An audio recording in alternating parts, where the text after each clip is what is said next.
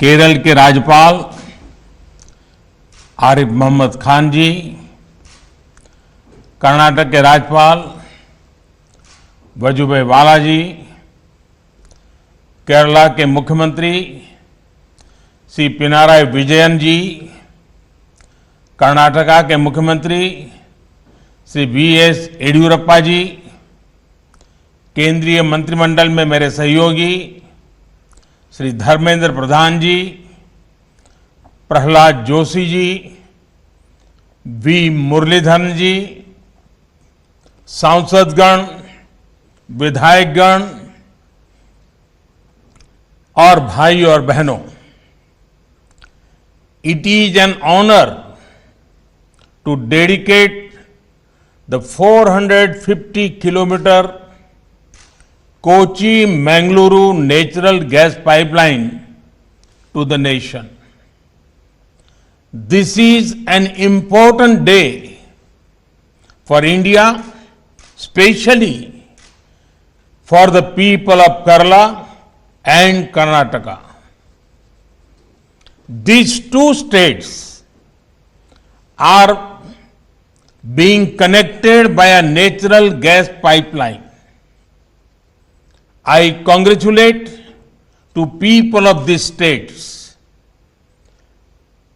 Congratulations also to all stakeholders for taking steps to providing clean energy infrastructure. The pipeline will have a positive impact on the economic growth of these two states. साथियों, Kochi Mangaluru pipeline इस बात का बहुत बड़ा उदाहरण है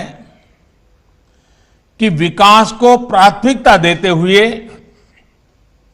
सभी मिलकर काम करें तो कोई भी लक्ष्य असंभव नहीं। ये प्रोजेक्ट से जुड़े लोग जानते हैं कि इंजीनियरिंग के लिहाज से इसे पूरा करना कितना मुश्किल था। प्रोजेक्ट में कई दिक्कतें भी आई, लेकिन हमारे श्रमिकों, हमारे इंजीनियरों, हमारे किसानों और राज्य सरकारों के सहयोग से ये पाइपलाइन पूरी हुई।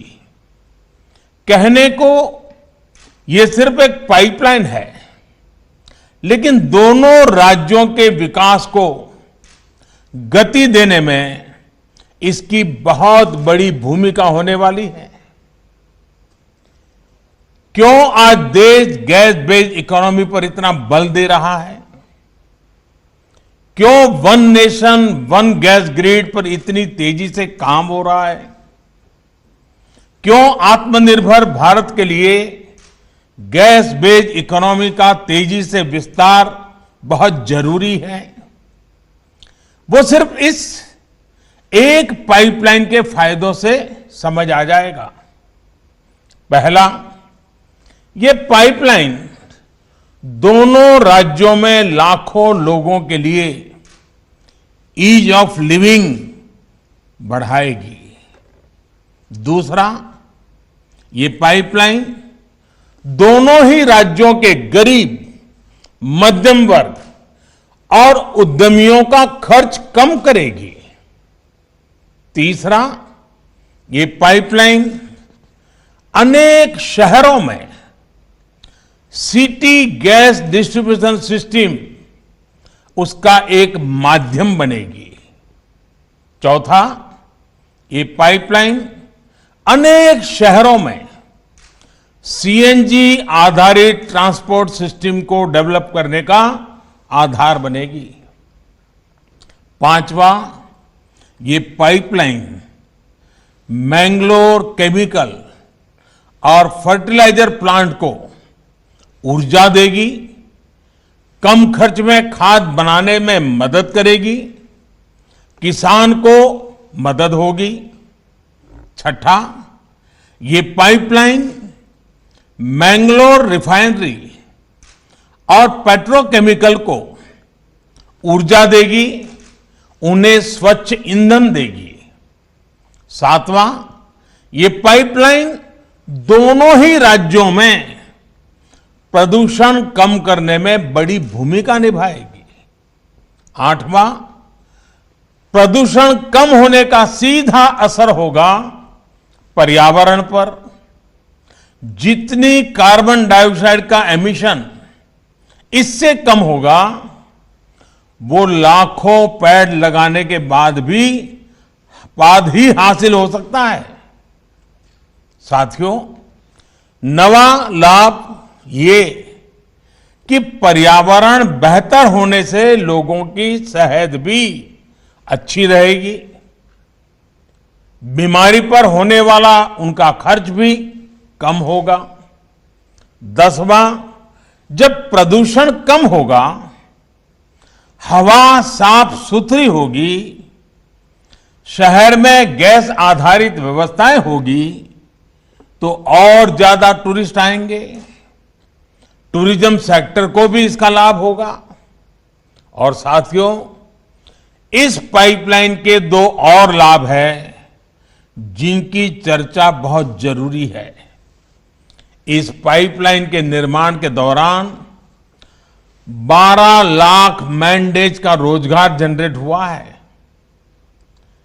पाइपलाइन के शुरू होने के बाद भी रोजगार और स्वरोजगार का एक नया इकोसिस्टम केरला और कर्नाटका में बहुत तेजी से विकसित होगा।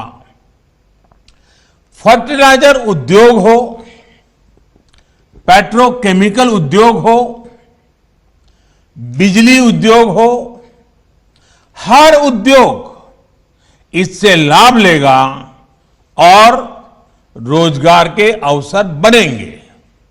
साथियों, इस पाइपलाइन का एक और बड़ा लाभ पूरे देश को होगा।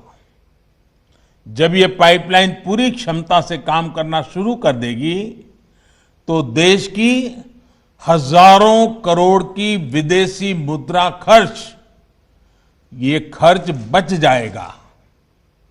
भारत COP21 के लक्ष्यों को लेकर जिस गंभीरता से काम कर रहा है, ये प्रयास हमें उसमें भी मदद करेंगे।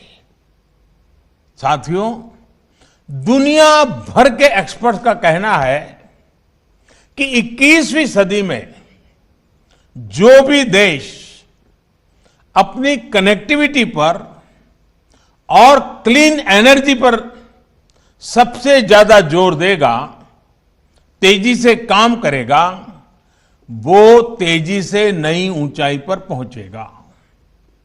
आज आप जिस भी फ्रंट पर देखें, highway connectivity, railway connectivity, metro connectivity, air connectivity, water connectivity, digital connectivity या फिर गैस कनेक्टिविटी, भारत में जितना काम अभी हो रहा है, एक साथ इतने सभी क्षेत्रों में उतना पहले कभी नहीं हुआ। एक भारतीय के तौर पर यह हम सभी का सौभाग्य है कि हम ये होते हुए अपनी आंखों से देख रहे हैं। हम सभी विकास के इस नए आंदोलन का हिस्सा है। भाइयों और बहनों, पिछली शताब्दी में भारत जिस भी रफ्तार से चला, उसकी अपनी वजह रही है। मैं उनके विस्तार में नहीं जाना चाहता, लेकिन इतना तय है कि आज का युवा भारत दुनिया पर छा जाने के लिए अधीर भारत अब धीरे नहीं चल सकता। इसलिए ही बीते वर्षों में देश ने स्पीड भी बढ़ाई और स्केल भी बढ़ाया।